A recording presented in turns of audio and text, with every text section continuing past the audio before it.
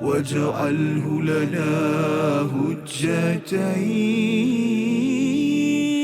يا رب العالمين.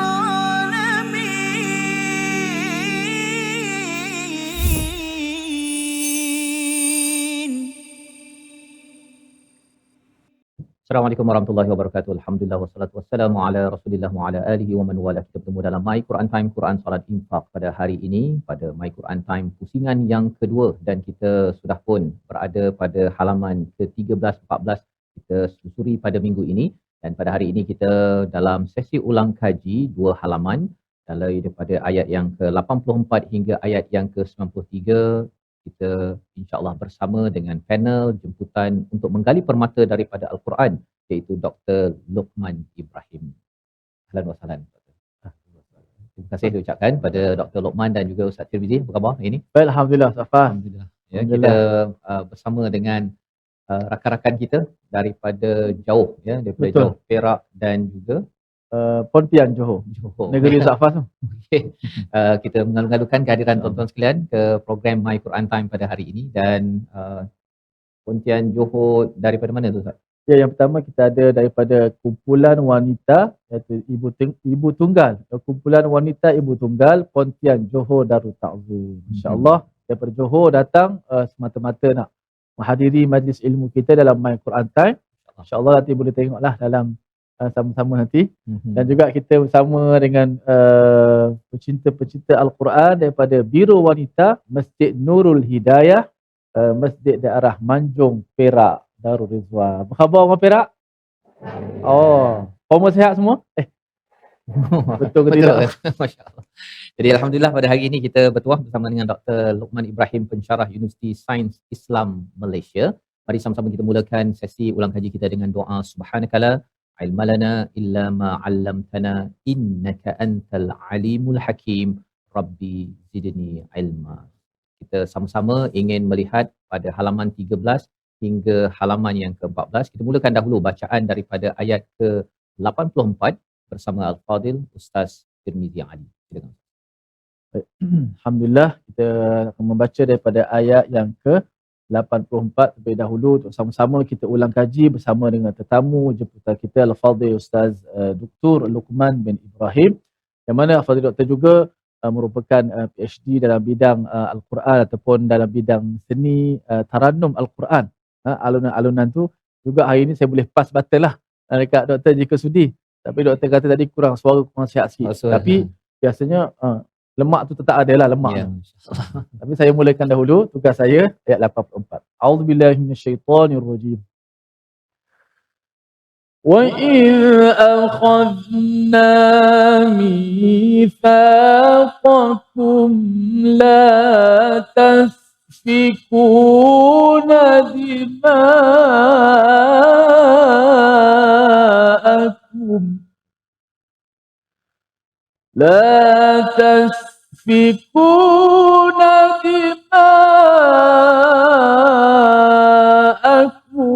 ولا تخرجون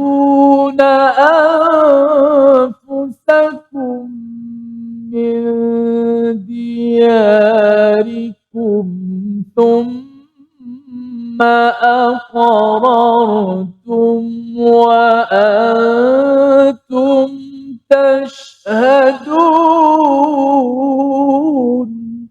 Sadaqallahu. Surah Nazim, itulah bacaan daripada ayat yang ke-84. Dan ingatlah ketika kami mengambil janji kamu, janganlah kamu menumpahkan darahmu, membunuh orang dan mengusir dirimu, saudara sebangsamu daripada kampung halamanmu. Kemudian kamu berikrar dan bersaksi. Ini adalah daripada ayat yang ke-84 dan diikuti pada ayat 85 itu apa realiti daripada Bani Israel dan juga peringatan kepada orang-orang Yahudi yang berada di Madinah, ya. Dan Allah memberi amaran di hujung ayat 85 itu dengan istilah asyaddil azab, dengan azab yang dahsyat, yang amat berat. Apa maksud azab yang berat ni doktor, ya, terutama bila kita bercakap tentang Bani Israel dan juga Yahudi ini bukanlah orang asing pun, walaupun kita tahu bahawa mereka ni suatu masa dahulu kalau sekarang ni memang kita tahu bukan Islam, tapi zaman dahulu ini mereka ini adalah pengikut Nabi Musa. Macam mana mereka tergamak terlibat dengan perkara-perkara begini. Silakan. أعوذ بالله من الشيطان الرجيم بسم الله الرحمن الرحيم نحمده ونصلي ونسلم على رسوله الكريم أما بعد. Terima kasih Ustaz Azrul, Ustaz Tirmizi dan tuan-tuan perempuan yang dirahmati Allah sekalian. Alhamdulillah kita dapat membaca beberapa ayat ini Ustaz. Untuk sebagai ulang kaji kepada ayat-ayat perbincangan yang telah kita lakukan pada masa-masa yang lepas. Dan tuan-tuan, bila Ustaz Azrul ada sebut tadi berkenaan ayat ini diturunkan tentang menceritakan tentang golongan Yahudi. Tuan-tuan perlu diingat bahawa golongan Yahudi mereka ini berada di Madinah sudah sekian lama. Sudah sekian lama. Ada 3 golongan besar. Yang pertama iaitu golongan Qainuqa, Nadir dan Khazraj. Ini Bani Quraizah, Nadir dan Qainuqa. Ini 3 golongan besar Yahudi. Walau macam mana pun penduduk asal Madinah adalah Aus dan Khazraj. Aus dan Khazraj. Itu penduduk asal. Jadi golongan Yahudi ini, mereka ini baru datang selepas itu dan mereka telah menguasai keadaan suasana di Madinah itu, termasuklah bidang ekonomi. Kalau kita katakan, oh sekarang ini mereka menguasai ekonomi, juga rupanya sejak zaman sebelum daripada Nabi SAW pun juga demikian. Jadi mereka adalah klik ataupun geng daripada kalangan Aus, daripada kalangan Khazraj. Ada Bani yang menyokong Aus dan ada menyokong Khazraj. Jadi tuan-tuan, bila begitu keadaannya, ayat yang 85 menyebutkan bahawa Allah Subhanahu Wa Taala telah menghalang mereka ataupun mengharamkan mereka daripada mengusir orang-orang yang tinggal di Madinah itu. Jadi sama ada mereka di kalangan Yahudi atau kalangan Aus dan Khazraj, mereka ini telah diusahakan, diikhtiarkan supaya dihalau sebahagian mereka, dihalau. Barangkali golongan-golongan berkepentingan itu cuba menghalau orang-orang yang mereka rasa tak penting. Bila dihalau, maka berlakulah pergaduhan, berlakulah pertempuran, peperangan dan seumpamanya. Jadi dengan sebab peperangan berlaku pula kematian. Kemudian apabila mereka golongan yang lari ini, mereka ditangkap, kemudian dijadikan tawanan, mereka menebus balik. Golongan tersebut. Oh ini pok-pok kita asalnya, kita tebus baliklah dengan cara kita bayar wang tebusan seumpamanya.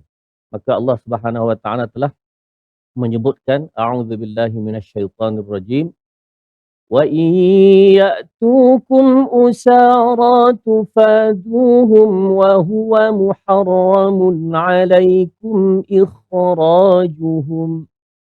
Yang bermaksud bahawa kamu pergi tebus buat apa mereka itu, sedangkan sebelum ini Allah dah larang, tak boleh nak halau pun mereka. Sebab mereka memang berada di tempat yang tersebut. Jadi tuan-tuan, inilah kaum Yahudi. Sedangkan perbuatan mereka itu Allah Subhanahu Wa Taala wa huwa muharramun 'alaikum ikhrajuhum, itu haram, tidak boleh dilakukan demikian. Tapi mereka tetap melakukan, yang akhirnya mereka menempa azab yang pedih di sisi Allah, asyaddul azab, sebagaimana yang disebutkan oleh Ustaz Fazrul tadi. Dan tuan-tuan, antara lain asyaddul azab ini ialah kalau kita melihat kepada surah lain, surah Al-Hasyr, Allah Subhanahu Wa Taala, Al-Hasyr bermaksud usir. Telah diusir golongan Yahudi ini. Ayat tersebut menuju kepada Bani Nadir, tapi perlu diingat bahawa Bani yang lain juga diusir. Qainuqa juga sama, Quraizah juga sama selepas itu. Jadi ini maksud tuan-tuan, dari sudut balasan yang Allah Subhanahu Wa Taala buat kepada mereka itu, pengusiran atas muka dunia, bahkan di akhirat juga berlaku perkara yang sama, itu diazab oleh Allah Subhanahu Wa Taala. Baik, jadi terima kasih diucapkan pada Al-Fadhil Dr. Luqman Ibrahim untuk menjelaskan ayat yang ke-85, dan ini hanya untuk orang Yahudi sahaja ataupun perangai ni Ustaz, yang sebenarnya kita perlu ambil pelajaran pada kita sebagai orang yang beriman, yang membaca ayat ini. Apa pelajaran kat situ? Baik, terima kasih Ustaz Fazrul. Dan tuan-tuan dan sahabat rahmat Allah sekalian, kita perlu ingat bahawa di dalam Islam, kalau kita contohlah kalau kita bercakap tentang masyarakat majmuk di Malaysia. Nah, di Malaysia kan, di negara kita. Ada Melayu sebagai penduduk asal, kemudian ada Cina, ada India dan golongan-golongan yang lain. Dalam Quran sebut dengan jelas ya bahawa Al-Quran ini nak kepada keadilan kepada semua manusia. Maka tuan-tuan, Allah sebut dengan dalam surah A'udzubillahi minasyaitonirrajim. لا ينهاكم الله عن الذين لم يقاتلوكم في الدين ولم يخرجوكم من دياركم أن تبروهم وتقسطوا إليهم إن الله يحب المقسطين. Dalam surah Al-Mumtahanah. Ayat ini menceritakan tuan-tuan, iaitu Allah Subhanahu Wa Taala membenarkan orang Islam ini buat dua perkara, iaitu membenarkan bertindak adil dan membenarkan membuat kebaikan kepada orang lain yang berada dalam negara yang sama. Selagi mana mereka tidak buat dua perkara. Pertama sekali, la yanhakumullahu 'anil ladzina lam yuqatilukum, jangan mereka memerangi kita. Jangan memerangi kita, maka boleh hidup aman damai, tak ada masalah. Dan alhamdulillah nampaknya di Malaysia sekarang berlaku demikian. Mudah-mudahan berkekalan, amin. Yang kedua ialah walam yukhrijukum min diyarikum, jangan kamu halau kami daripada tempat tanah kami duduk. Jadi daripada rumah kita itu, dua perkara ini kalau tidak memerangi kerana masalah agama, kemudian tidak menghalau kami daripada tempat yang kami duduk, maka boleh hidup antabarruhum wa tuqsitu ilaihim, boleh berbuat baik dan juga berlaku adil. Jadi dalam keadaan ini, kalau dikaitkan kisah Yahudi tadi, Yahudi tidak berbuat demikian. Malah mereka cuba menghalau kaum Aus dan Khazraj yang merupakan penduduk asal di tempat di Madinah. Jadi itu adalah pelajaran untuk kita, bagaimana pelajaran agar kita terus berbuat baik dan adil pada siapa sahaja, pelbagai kaum sahaja dalam masyarakat majmuk ini. Bukan pula kita lihat agama lain, kaum lain saja, kita rasa kita nak balun sahaja. Itu bukan akhlak daripada Al-Quran, dan kita terus memperjuangkan keadilan. Kita berehat sebentar, kembali dalam My Quran Time, Quran, Salat, Infak. واجعله لنا هجتين يا رب العالمين.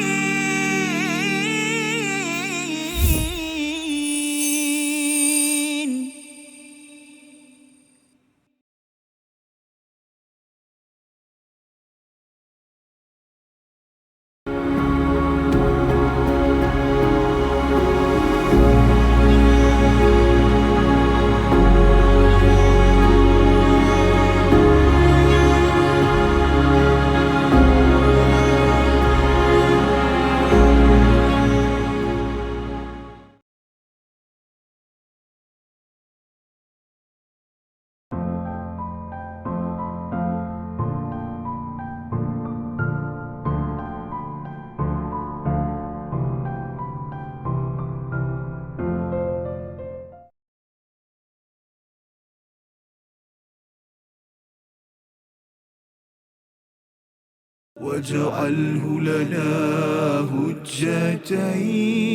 هجتين يا رب العالمين. أعوذ بالله من الشيطان الرجيم. ولقد آتينا موسى الكتاب وقفينا من بعده بالرسل وآتينا عيسى ابن مريم البينات وأيدناه بروح القدس أفكلما جاءكم رسول بما لا تهوى أنفسكم استكبرتم لا تهوى أنفسكم استكبرتم ففريقا كذبتم وفريقا تقتلون. صدق الله. Kembali kita dalam My Quran Time, Quran Salat Infak pada hari ini untuk kita mengulang kaji pada halaman 13 dan 14, dan kita sudah pun belajar beberapa permata daripada panel kita Dr. Luqman Ibrahim, pensyarah Universiti Sains Islam Malaysia pada hari ini. Dan sebentar tadi pada ayat yang ke-87, dan sungguh kami telah memberikan kitab Taurat kepada Musa dan kami susuli setelahnya dengan rasul-rasul, dan kami telah memberikan kepada Isa putra Maryam bukti-bukti kebenaran serta kami memperkuat dia dengan Ruhul Qudus. Mengapa setiap rasul yang datang kepadamu sesuatu pengajaran yang tidak kamu inginkan, kamu menyombongkan diri, lalu sebahagian kamu dustakan dan sebahagian lain kamu membunuhnya. Dalam ayat ini, Doktor, ada istilah la tahwa anfusukum mustakbartum, ya, sesuatu yang tidak disukai kemudian kamu angkuh, ya. Macam mana sebenarnya perangai Bani Israel ini yang kita minta dijauhkanlah, Ustaz, ya, iaitu hawa nafsu dan sombong. Macam mana nak menguruskannya? Kadang-kadang ada je orang ingatkan kita tentang kesilapan kita, tegur kita ke, kemudian kadang-kadang ada juga rasa nak tunjuk hebat tu. Macam mana? Baik, terima kasih Ustaz Fazrul. Tuan-tuan muslimat rahmatullah sekalian. Ustaz, kalau kita kata orang tegur kita, kita berasa tak suka, itu sebenarnya fitrah manusia. Fitrah, ya. Fitrah. Memang Allah Subhanahu Wa Taala jadikan manusia ni, ayat Quran berkali-kali wa kanu bi ayatina yajhadun, mereka ni dalam peringatan ayat-ayat kami tu mereka rasa apa? Menentang, tidak suka, jahid. Jadi dengan sebab itu tuan-tuan, itu sifat asal. Tapi yang sifat asal ini bukan semestinya Allah Subhanahu Wa Taala suruh ikut. Tak. Yeah. Tetapi yang suruh ialah supaya kehendak kita itu disalurkan kepada kehendak Allah Subhanahu Wa Taala. Dalam hadis 40 tu tuan-tuan, Imam Nawawi membuat satu riwayat, la yu'minu ahadukum hatta tidak beriman seorang kamu sehinggalah seorang itu yakuna hawahu tab'an lima ji'tu bih. Hawa nafsu itu mengikut apa yang aku bawa, itu Nabi sallallahu alaihi wasallam. Makna hawa nafsu memang tak nak buang. Sebab tu la tahwa ini merujuk kepada perkataan hawa. Hawa yahwi maksudnya asal makna cenderung. Faj'al afidatan minan nasi tahwi ilaihim. Doa Nabi Ibrahim alaihissalam supaya seluruh hati-hati manusia ini akan cenderung untuk pergi ke Mekah. Itu maksudnya hawa nafsu, benda kita cenderung, kita minat. Kalau kita minat makan, maka makananlah. Kalau kita minat kepada perkara lain, minat kereta misalnya, begitulah seterusnya. Jadi hakikat Ustaz, nak tak nak manusia ini kena pimpin dia punya kehendak tadi, kesukaan dia, kecenderungannya kepada apa yang Allah Subhanahu Wa Taala telah salurkan. Jadi tuan-tuan, dalam isu Bani Israel ini, mereka apabila datang Rasul Nabi Musa alaihissalam, mereka kata mereka ikut. Sebenarnya sebahagiannya, bukan semua pun. Sebahagian sahaja. Tapi mereka zaman Nabi SAW mereka kata baliklah. Nabi Musa kami ikut, kalau datang Nabi lagi kami ikut juga. Tak sebenarnya tuan-tuan. Bila mereka suka, mereka ikut. Bila mereka tak suka, masa itulah mereka akan menentang. Jadi inilah berlaku. Bahkan dalam sejarah Bani Israel ini, mereka diutuskan kepada mereka sangat ramai para rasul. Dan tuan-tuan, antara sebab mereka tidak terima Nabi sallallahu alaihi wasallam ialah kerana Rasulullah ni bukan keturunan Bani Israel. Dalam susur galur tuan-tuan, susur galurnya Ibrahim, Nabi Ibrahim ada dua anaknya yang masyhur, ada lagi yang lain, iaitu Ishaq dan Ismail. Ishaq ini lajurannya, silsilahnya lahirnya Bani Israel, Ishaq, kena Yaqub, kemudian anaknya itu lahir daripada situ Bani Israel. Ismail, yang asalnya mak Ismail ni adalah hamba. Jadi kemudian lahirnya Ismail, Siti Hajar kan, lahirnya Ismail. Daripada Ismail ini lahirlah Nabi Muhammad sallallahu alaihi wasallam. Jadi mereka kata macam mana Allah pilih seorang Rasul bukan daripada keturunan kami, satu. Yang kedua, malahan daripada keturunan orang yang hina, maksudnya hamba. Jadi mereka tak boleh terima. Tapi pada hakikatnya tuan-tuan, dalam Al-Quran Allah sebut dengan jelas bahawa nama Muhammad sallallahu alaihi wasallam ini ada dalam Taurat dan Injil. A'udzubillahi minasyaitonirrajim. الذين يتبعون الرسول النبي الأمي الذي يجدونه مكتوبا عندهم في التوراة والإنجيل.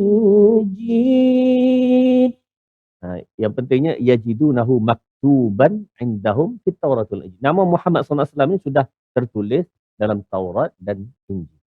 Tapi bila mereka tak suka ni tuan-tuan, sejarah Bani Israel, walaupun kalangan Rasul dan Nabi paling ramai di kalangan mereka, paling ramai dibunuhnya pun mereka jugalah. Ada. Sehingga dalam riwayat daripada dalam sebuah kitab Ibn Qayyim rahimahullah ta'ala menyebutkan tentang mereka ini membunuh sampai 70 orang Rasul dalam Nabi dan Rasul dalam satu masa. Yang pendek dibunuhnya para Nabi. Jadi luar biasa. Luar biasa ya, ketegilan dan juga bercakap tentang hawa nafsu kan, ya. Maksudnya kalau hawa nafsu ni memanglah dia ada keinginan-keinginannya, tetapi ianya perlu dipimpin, ya, perlu ditata dengan hidayah daripada Allah Subhanahu Wa Taala. Kalau tidak, dia rasakan sila ikut saya kan. Saya ini yang lebih besar daripada Allah yang maha besar di dalam kehidupan. Jadi ini pelajaran daripada ayat yang ke-87 sebentar tadi, bahawa nafsu ni bukan untuk dibunuh Ustaz, ya. Hawa nafsu ni bukan untuk dibunuh, tapi perlu dipimpin sahaja, ya, dengan panduan wahyu, dan itulah yang dibawakan risalah oleh Nabi Musa, oleh rasul-rasul, sehinggalah pada Nabi Muhammad dengan Al-Quran yang kita ada pada hari ini. Dan bila ditegur, bila cikgu nak tegur ini, ya, ada perkataan respon daripada Bani Israel. Ayat 88 kita baca bersama Al-Fadhil Ustaz Tirmizi.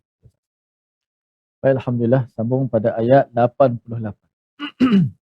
Auzubillahi minasyaitanir rajim. Wa qalu qulubuna ghulf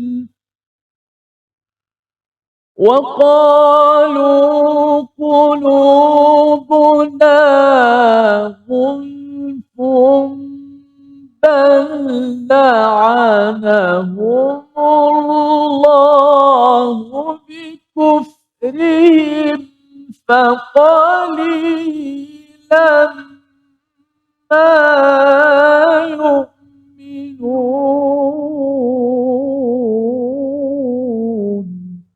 Barakallah. Dan mereka berkata, hati kami tertutup, tidak, Allah telah melaknat mereka itu kerana keingkaran mereka, tetapi hanya sedikit bilangan mereka yang beriman. Qulubuna ghulf, perkataan ini apa maksud sebenarnya kalau dalam konteks sekarang? Ada ke pelajaran untuk kita Ustaz? Baik, terima kasih Ustaz Fazrul dan tuan-tuan muslim dan rahmat Allah sekalian. Mereka memberi alasan sebenarnya Ustaz. Alasan bahawa kami tak boleh dah, memang tak boleh terima dah. Tutupan di hati kami. Dalam ayat yang lain Allah Subhanahu Wa Taala menyebutkan fi akinnah, ada satu tapisan tutupan dalam hati.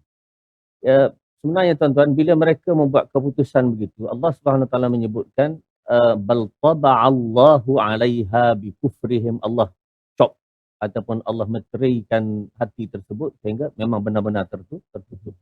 Jadi selagi manusia ini diberi pilihan, iaitu sifat semasa hidup kita ni Ustaz, ada ikhtiar. Ikhtiar memilih benda baik, memilih benda jahat. Imma syakira wa imma kafura. Itu hakikat. Jadi semasa hidup memang ada pilihan. Yang tak ada pilihan Ustaz dua je. Pertama, malaikat tak ada pilihan. Memang dijadikan wa yaf'aluna ma yu'maru. Dijadikan untuk mengikut. Syaitan sekali lagi. Syaitan ini memang dia telah diumumkan Allah kufur kepada Allah Subhanahu Wa Taala. Dua makhluk ini tiada ada pilihan. Satu malaikat dan satu syaitan. Manusia tengah-tengah tu. Laqad khalaqnal insana fi ahsani taqwim, boleh jadi dia sebaik-baik kejadian. Tsumma radadnahu asfala safilin, boleh jadi dia jatuh dengan sejahat-jahat kejadian. Jadi tuan-tuan, dia tak boleh nak kata bahawa seperti ini, tak boleh. Aku tak boleh pergi dah. Kenapa? Kerana tutup dah hati ni. Tak. Selagi dia hidup, dia ada pilihan tadi untuk memilih benda baik dan memilih benda jahat. Pilih benda hidayat atau memilih benda yang kufur kepada Allah Subhanahu wa taala. Jadi ini pelajaran ni Ustaz Ya. Maksudnya satu, kita jangan cakap apa tadi, jangan tak legi ya, dan juga yang keduanya ialah kita jangan pula cakap pada orang lain pula kan, mu ni tak legi kan. Kita menutup peluang dan harapan kepada mana-mana individu dalam keluarga, dalam masyarakat untuk Mu tak lagi. Sesak sampai bila-bila tak boleh. tak boleh. Doktor macam mana tu? Kan? Kita nak tahu dah doktor yang ada di sini macam mana tu. Kalau cakap dia belajar teruk macam mana, tegur macam mana tak boleh jalan. Macam mana tu doktor? Selagi manusia hidup, dia ada peluang. Dia ada peluang. Dan dia kena berusaha dan ikhtiar. Sebab kita tak tahu kesudahan kita di mana. Beriman atau tidak serah kepada Allah SWT. Tapi dia mesti memilih jalan iman. Bukan pilih jalan. Ya, jadi kita sebagai individu yang membaca Al-Quran, kita tidak akan menutup harapan kepada diri kita dan juga kepada orang-orang di sekeliling kita, terus berusaha menuju hidayah Tuhan. Kita berehat sebentar. My Quran Time, Quran Salat. واجعله لنا هجتين يا رب العالمين.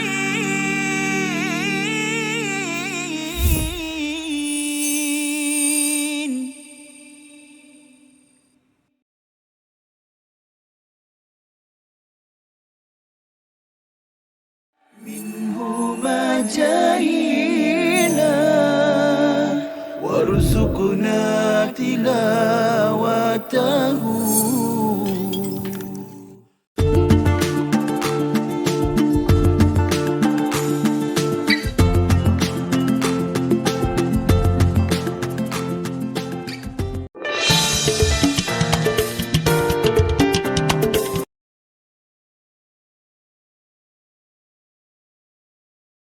واجعله لنا هجتين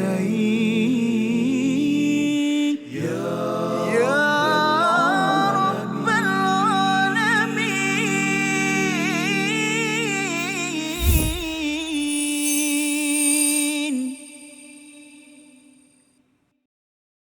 أعوذ بالله من الشيطان. ولما جاءهم كتاب من عند الله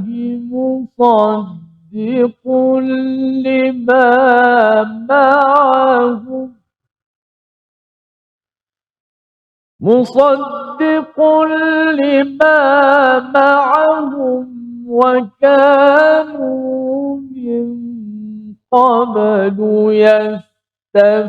يستفتحون على الذين كفروا فلما جاءهم ما عرفوا كفروا به فلعنة الله على الكافرين. صدق الله. Surah Al-Azim, gitulah bacaan daripada ayat yang ke-89 kembali dalam My Quran Time, Quran Salat Imsak, untuk sama-sama kita mengulang kaji halaman yang ke-13 dan halaman yang ke-14 bersama panel kita Dr. Luqman Ibrahim, pensyarah Universiti Sains Islam Malaysia. Dan kita melihat pada ayat 89 terjemahannya, dan setelah sampai kepada mereka kitab Al-Quran daripada Allah yang membenarkan apa yang ada pada mereka, sedangkan sebelumnya mereka memohon kemenangan atas orang-orang kafir, ternyata setelah sampai kepada mereka apa yang telah mereka ketahui itu, mereka mengingkarinya, maka Allah melaknat orang-orang yang ingkar. Ada perkataan laknat ini doktor ya, dalam ayat 88 ada, dalam ayat 89 pun ada. Satu, laknatnya apa? Yang keduanya, mengapa orang-orang Yahudi ini mereka dilaknat dalam ayat 89 ini? Baik, terima kasih Ustaz Fazrul dan tuan-tuan muslimin rahmat Allah sekalian. Pertama sekali, makna laknat dari sudut yang disebut dalam Al-Quran ialah bermaksud menjauhkan seseorang daripada rahmat. Sebab laknat ni lawannya rahmat. Maknanya orang yang tidak ada rahmat dia laknat. Jadi dengan sebab itu tuan-tuan, seorang yang berada dalam rahmat Allah Subhanahu Wa Taala maka dia akan terjauh daripada segala perkara yang dilaknat oleh Allah Subhanahu Wa Taala. Baik, macam semak rahmat Allah sekalian. Golongan Yahudi sebenarnya mereka ini adalah, kalau kita perhatikan Allah menyebutkan dengan jelas, wa kanu min qablu yastaftihuna 'alal ladzina kafaru.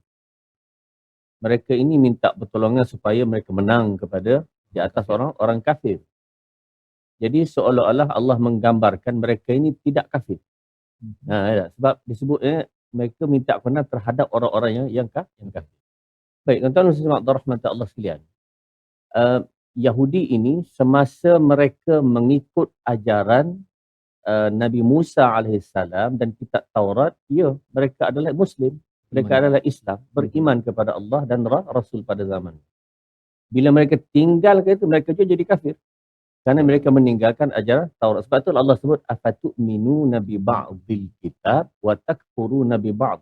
Dalam ayat nombor 85 tadi iaitu adakah kamu beriman sebahagian, kufur sebahagian. Dan dalam agama kita tidak ada beriman separuh dan kufur separuh, tidak ada. Maksud kalau beriman, solid beriman. Sebab itulah tuan-tuan, rukun iman ada 6 perkara. Antuk minabillahi wa malaikatihi wa kutubihi wa rusulihi wal yawmil akhir abil qadri khair wa syarrih. 6 perkara itu contohnya dia tak beriman dengan adanya kehidupan lepas mati, hari akhirat. Oh tak apa, ada 5 lagi. Dia tak beriman 1 je. Lepas mati ada hari akhirat, dia tak beriman. Cuma 5 ada beriman lagi. Tak. Itu matematik boleh pakai. Matematik, tapi akidah tak boleh pakai. Kalau matematik 6 tolak 1, 5. Betul. Tetapi kalau akidah 6 tolak 1, kosong. Jadi dengan sebab itu tuan-tuan, masalah tentang keimanan ini adalah Allah nak yang solid. Baik, itu pertama. Yang keduanya ialah apabila Nabi sallallahu alaihi wasallam datang menjadi rasul, diutuskan menjadi rasul, maka Yahudi ini juga mesti mengikut Nabi Muhammad sallallahu alaihi wasallam. Kenapa? Kerana mereka ini adalah orang yang mengikut Nabi Allah Musa. Bahkan Allah Musa itu telah menyebutkan, telah ada dalam Taurat sendiri nama Muhammad sallallahu alaihi wasallam sebagai nabi akhir zaman. Cuma yang menarik Ustaz, bukan sahaja disebutkan Muhammad sallallahu alaihi wasallam dalam kitab Taurat dan Injil, bahkan ialah para sahabat disebut. Para sahabat juga disebut. Dzalika masaluhum fit Taurati wa masaluhum fil Injil. Bila baca ayat Muhammadur Rasulullah walladzina ma'ahu asyadda'u 'alal akan sampailah dzalika masaluhum fit Taurat, umpama mereka ini sudah ada dalam Taurat, wa masaluhum fil Injil. Dalam Injil juga ada. Oh jadi luar biasa. Maknanya bukan hanya Nabi Muhammad sallallahu alaihi wasallam disebutkan, bahkan pengikut-pengikut yang itu sahabat Nabi sallallahu alaihi wasallam. Jadi dengan sebab itu tuan-tuan, bila mereka ini mula-mula minta bantuan supaya dikalahkan orang kafir dan mereka diberi kemenangan, tetapi akhirnya sendiri mereka merupakan menolak Nabi Muhammad sallallahu alaihi wasallam, mereka juga termasuk dalam golongan orang kafir.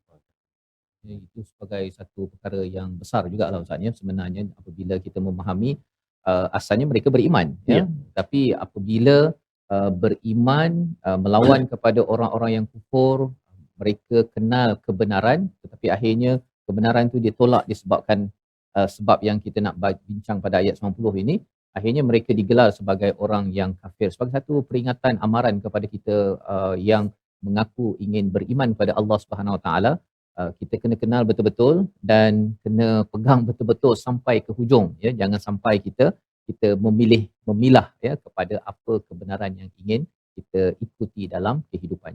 Jadi apakah sebab mereka itu memilih-milih itu? Ayat 90 kita baca bersama Al-Fadhil Ustaz. A'udzubillahi minasyaitanir rajim. Bi'sa mashtarau bihi anfusahum ay yakfuru bima anzal الله بغيا أن ينزل الله من فضله على من يشاء من عباده فباءوا بغضب على غضب وللكافرين عذاب مهين. Surah Al-Nazim, gitulah bacaan daripada ayat yang ke-90. Sangatlah buruk perbuatan mereka menjual dirinya dengan mengingkari apa yang diturunkan oleh Allah kerana baghyan. Baghyan ay yunazzilallahu min fadlih, iaitu satu perkara diterjemahkan dengki. Ustaz, baghyan ni sebenarnya apa? Kalau boleh Ustaz jelaskan. Baik, terima kasih Ustaz Fazrul. Tuan-tuan dan sahabat rahmat Allah sekalian. Sebenarnya apabila Nabi sallallahu alaihi wasallam dipilih menjadi rasul, dan tersebut tadi bahawa bukan daripada keturunan Yahudi. Jadi inilah merupakan rasa sangat marah, sangat dengki, sangat tidak suka. Kerana bagi mereka, mereka lah bangsa. Sampai hari ini, mereka mengatakan mereka bangsa terbaik dan bangsa lain itu macam binatang-binatang sahaja. Jadi dengan sebab itu, mereka tak boleh terima bahawa Nabi SAW diberi wahyu. Maka dengan sebab itu tuan-tuan, inilah baghyan atau satu perasaan sangat dengki, sangat marah, sangat tidak suka kepada Nabi Muhammad sallallahu alaihi wasallam. Bahkan antara punca yang mereka tidak suka itu ialah Rasulullah sallallahu alaihi wasallam ada diberikan kitab yang lain lagi. Iaitu kitab namanya Al-Quran. Patutnya pakai kitab kita cukuplah. Ya dahlah orang tu bukan keturunan kita, pakai kitab Nabi Musa pun okeylah sebab kita kan ramai kat sini. Tapi tak tuan-tuan, dipakainya Quran yang lain diturunkan oleh Allah Subhanahu Wa Taala. Sebab dia baghyan itu sendiri, dia tak puas hati, dia tak menerima hakikat perkara tersebut. Dan sebenarnya bila cakap ini mereka lah ya, tapi kalau kita ni sendiri, perasaan itu boleh muncul juga tak dalam kehidupan kita seharian? Baik. Terima kasih Ustaz Fazrul. Tuan-tuan dan sahabat rahmat Allah sekalian. Perasaan baghyan atau tidak suka ini dia ada dua keadaan lah. Kalau berlaku sesama manusia, itu kita urus sesama manusia lah. Contohnya orang ni tak puas hati, orang ni tak suka, orang ni isu-isu semasa yang macam-macam, itu satu perkara. Yang keduanya ialah, yang lebih besar lagi ialah berasa tak puas hati, berasa tak suka ni kepada ayat-ayat ataupun perintah-perintah Allah dan Rasul. Ini lagi dahsyat. Kenapa tuan-tuan? Kerana perkara ini akan menyebabkan kalau dia duduk dalam hati dia, ayat Quran ini saya rasa yang ini tak puas hati lah. Yang lain saya terima dah. Yang ini tak puas hati. Contohnya, A'udzubillah minasyaitanirrajim. وَالسَّارِقُ وَالسَّارِقَةُ فَاقْطَعُوا أَيْدِيَهُمَا جَزَاءً بِمَا كَسَبَا. Baik. Orang yang mencuri, lelaki dan perempuan, akan kena potong tangan. Dia kata kalau potong tangan, habislah tangan orang Islam. Kita soal berapa ramai Islam mencuri. Itu satu pertama. Kalau orang tak mencuri, tak perlu risau, tak perlu takut. Jadi kalau dia mencuri, berkali dia risaulah. Baik, itu pertama. Yang kedua ialah Islam ini bukanlah semena-menanya asal sahaja mencuri, pegang tangan, potong terus. Siapa ajar begitu? Tidak ada dalam syariat Islam itu yang demikian. Dia mesti dulu kalau ditangkap, kemudian dibawa ke pengadilan, dimasuk dalam mahkamah, dibicarakan masing-masing ada peguam, pendakwa raya apa semua, diputuskan barulah dihukum. Mana proses itu barangkali Ustaz berapa lama agak-agak. Makan bulan tahun gamaknya tak nak menyelesaikan perkara tersebut. Kemudian yang menjalankan undang-undang itu, hukuman tersebut adalah pemerintah. Bukan orang awam biasa tak boleh. Kalau dia buat, dia kena balas balik tu. Kenapa? Kerana dia tidak berhak untuk menjalankan perkara tersebut. Jadi artinya tuan-tuan, bahawa kalaulah ada rasa tak senang dengan hukum hakam, perintah-perintah Allah Subhanahu Wa Taala, kita risau takut-takut dia mati begitu tuan-tuan. Zahir dia Muslim, hakikatnya dia tidak beriman. Na'udzubillah. Itu pelajaran daripada ayat yang ke-90. Baghyan itu bukan sekadar tak suka kepada kaum berbeza, kumpulan berbeza, tapi juga kepada ayat yang rasa macam berbeza dengan keinginan sendiri, sehingga kan idea saya lebih baik daripada idea yang dibawakan di dalam kalam daripada Allah Subhanahu Wa Taala. Yang kita mohon Allah jaga betul-betul. Kita berehat sebentar, kembali semula dalam My Quran Time, Quran Salat. واجعله لنا هجتين يا رب العالمين.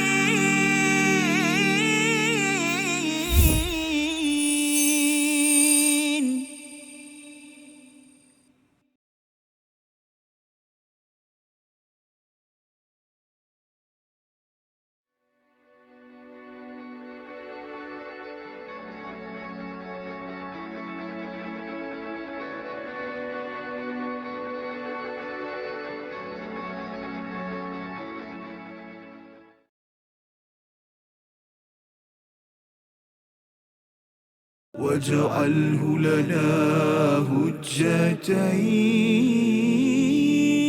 يا رب العالمين.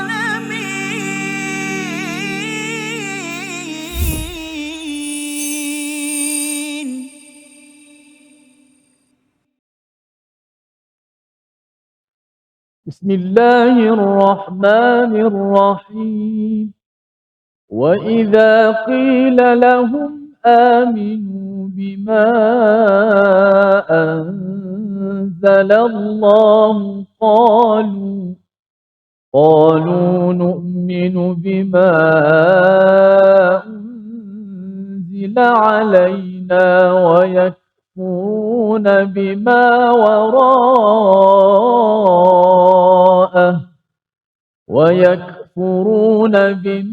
وراءه وهو الحق مصدقا لما معهم. قل فلم تقتلون أنبياء الله من قبل إن كنتم مؤمنين. Subhanallah. Surah Al-Azim, itulah bacaan daripada ayat yang ke-91. Kita kembali dalam My Quran Time, Quran Salat Infak, sebagai satu kesungguhan kita beramal dengan formula tidak rugi daripada surah Fatir ayat yang ke-29. Quran kita baca pada setiap hari, harapnya ia dibawa dalam salat, hubungan kita dengan Allah, dan dalam masa yang sama kita berinfak, terus membantu membina hubungan yang baik dengan manusia, kesan daripada Quran yang kita baca. Dan daripada ayat 91 ini bercerita tentang Quran, Ustaz ya. Apabila terjemahannya dan apabila dikatakan pada mereka, berimanlah kepada apa yang diturunkan Allah, Al-Quran. Mereka menjawab, kami beriman kepada apa yang diturunkan kepada kami. Dan mereka engkar kepada apa yang setelahnya, padahal Quran adalah hak yang membenarkan apa yang ada pada mereka. Katakanlah, mengapa kamu dahulu membunuh Nabi-Nabi Allah jika kamu orang-orang beriman. Dah suruh beriman, lepas tu ditanyakan, kamu dulu bunuh. Ayat ni sebenarnya apa yang nak disampaikan? Baik, terima kasih Ustaz Fazrul, tuan-tuan semua rahmat Allah sekalian.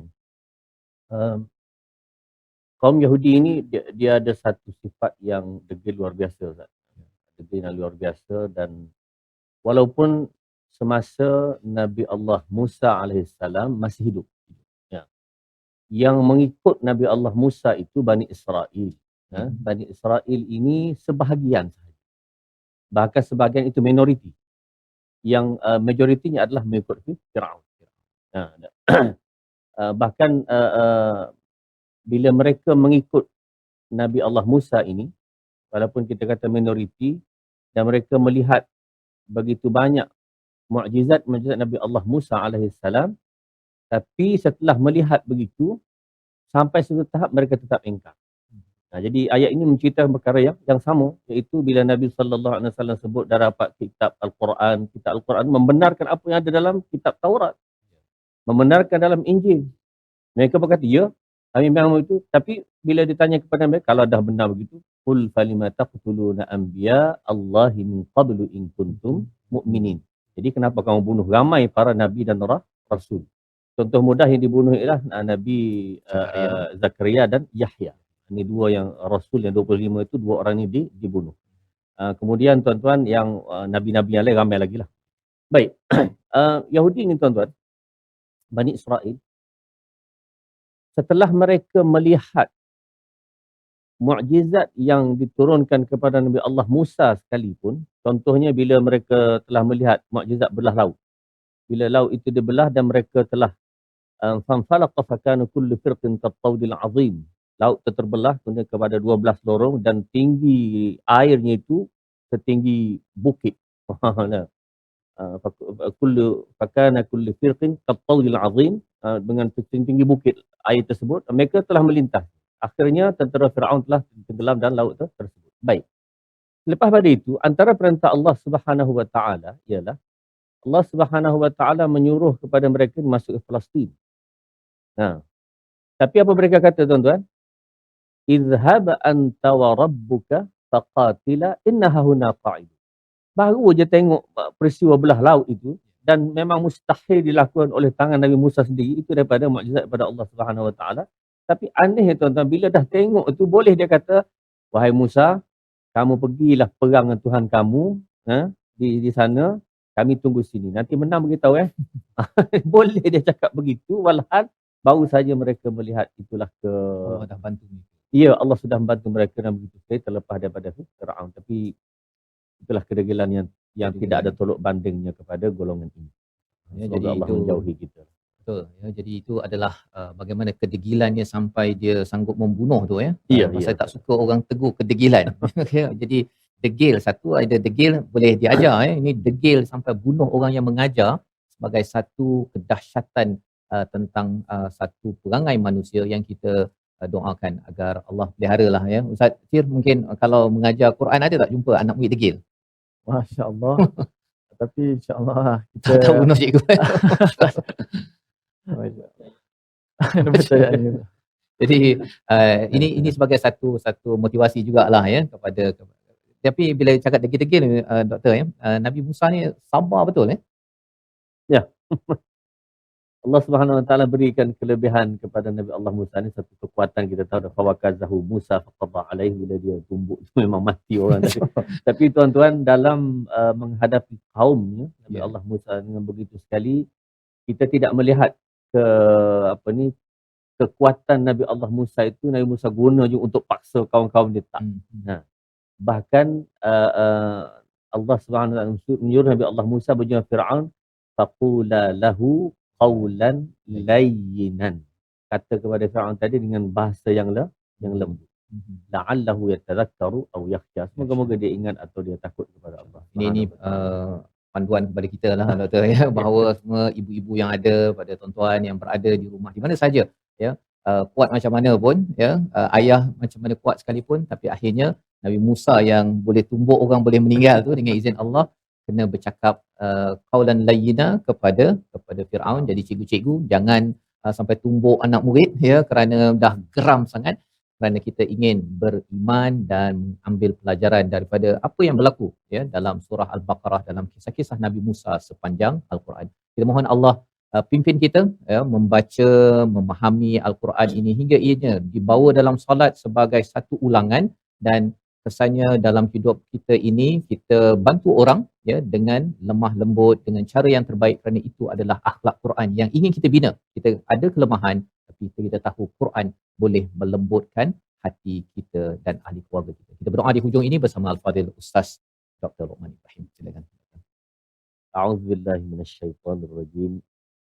Bismillahirrahmanirrahim. Alhamdulillahi Rabbil Alamin. Wassalatu wassalamu ala ashrafil anbiya'i wal mursalin wa ala alihi wa sahbihi ajma'in. Allahumma arhamna bil Qur'an واجعله لنا إماما ونورا وهدى ورحمة.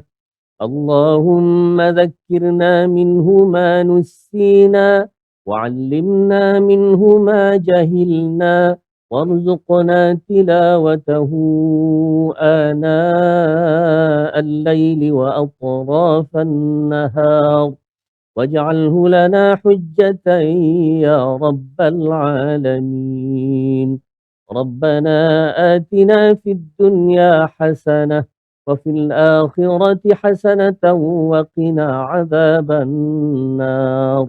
وصلى الله على سيدنا محمد وعلى آله وصحبه وسلم والحمد لله رب العالمين.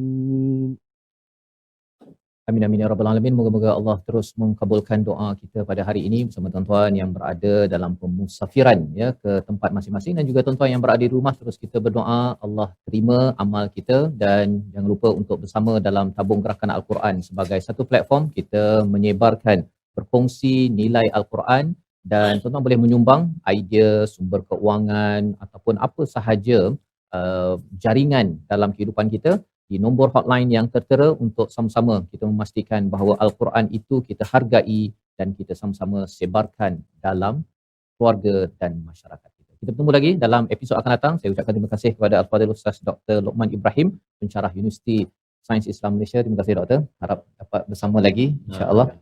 Alhamdulillah. Dan kita bertemu lagi dalam My Quran Time, Quran Salat.